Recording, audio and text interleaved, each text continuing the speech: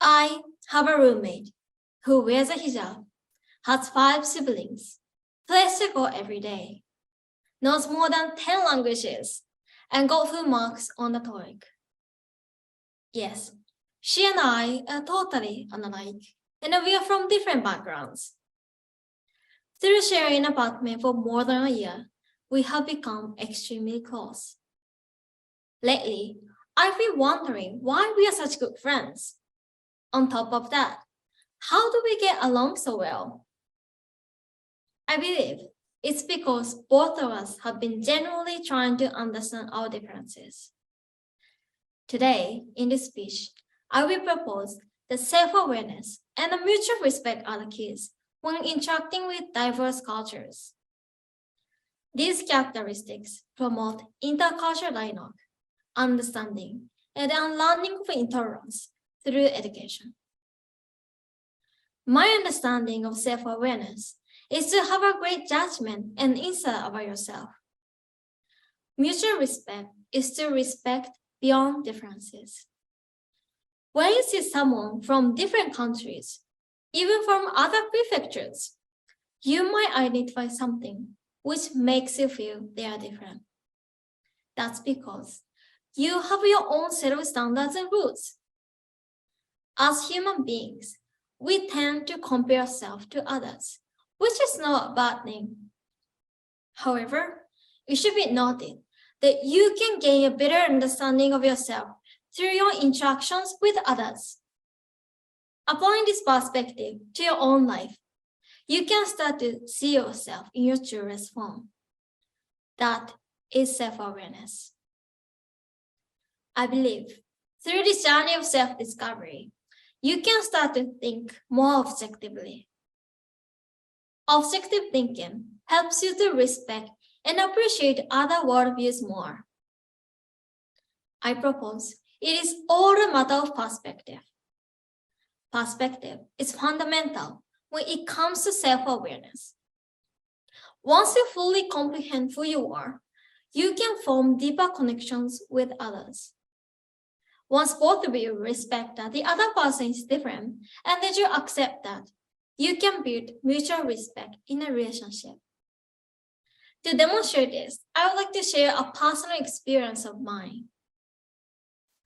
On Oshokatsu, which is New Year's Day in Japanese, my roommate and I went to a shrine, since this is annual Japanese custom.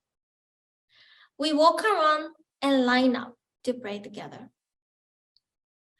I assumed my roommate would do the same thing as me. I knew she knew how to pray to God in Japanese shrines because we had talked about it before. However, she didn't pray. She just stood next to me and watched me as I prayed. Afterwards, I asked her why. She said it was because of her religious beliefs. Her religion does not allow her to pray to another God, although I didn't really consider this act as prayer. This experience made me reconsider my own religious views.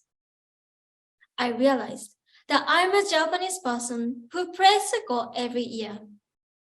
For the first time, I understood this act has become an integral part of my religion. Realize this today, audience. Personal insight can increase through our interactions with others. Their perspective can offer new insight into our own behavior. I would like to share another experience with you. One day, we cooked dinner together, and it was nabe, which means hot pot in Japanese.